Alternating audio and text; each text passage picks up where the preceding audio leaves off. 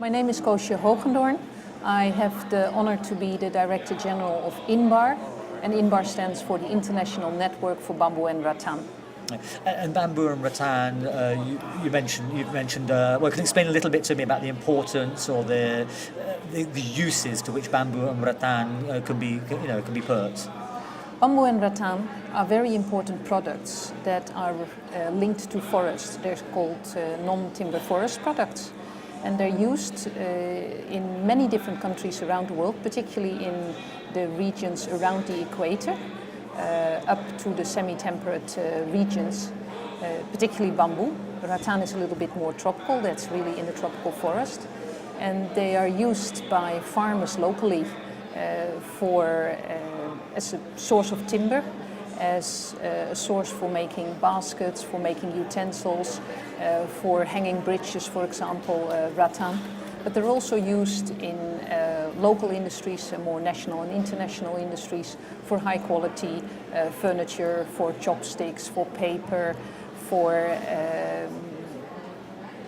kitchen utensils, and they are finding increasingly an international market. But basically, you find them very close to people in the third world, near the villages, near the communities, where they're used both at the farm, in the households, and as a source of income.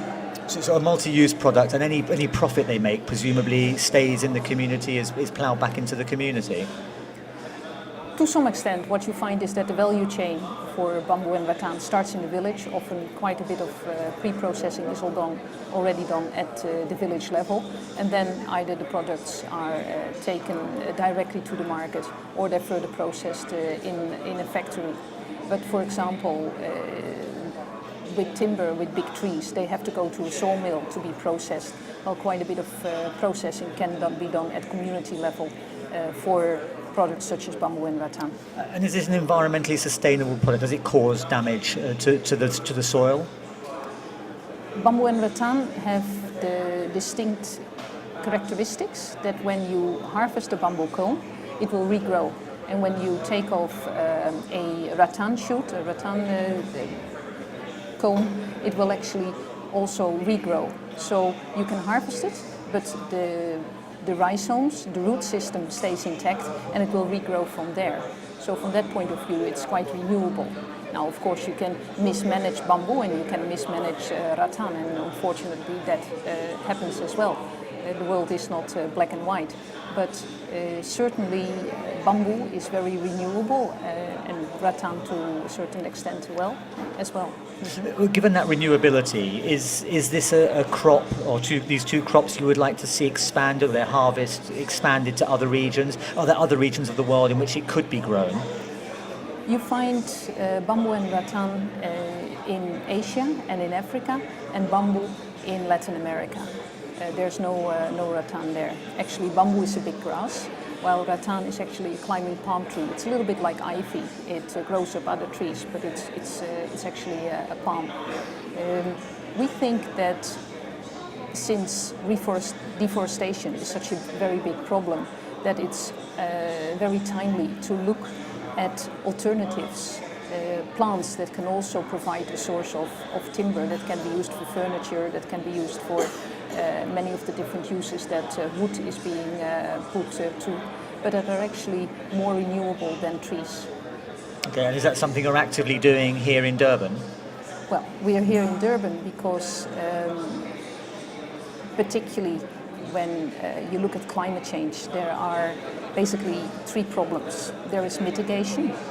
We want to reduce the CO2 emissions, and we want to catch CO2.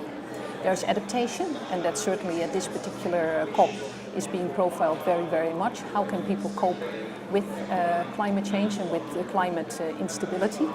But then a very important factor as well is development, because the easiest way of coping with climate change to some extent would let a large part of this world stay poor, because poor people have a very low carbon footprint.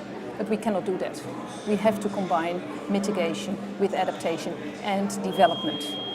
Somebody once called that a mad challenge, and I truly believe that. A lot of people think that's very easy, but it's not, to actually combine mitigation with adaptation and development. Now, because bamboo, for example, is a plant that grows fast, hence captures carbon, we can do something on mitigation. Also, bamboo, because it grows so fast and because it's so easily available, because of its root system, its role in coping with erosion or stopping erosion is extremely good in situations where you have torrential rains, floods. It can help people to adapt to climate instability. Also, it grows very quickly, so if there's a problem, it's one of the first plants that will again start to produce. And then bamboo is very much a people's plant. It is a source of local development.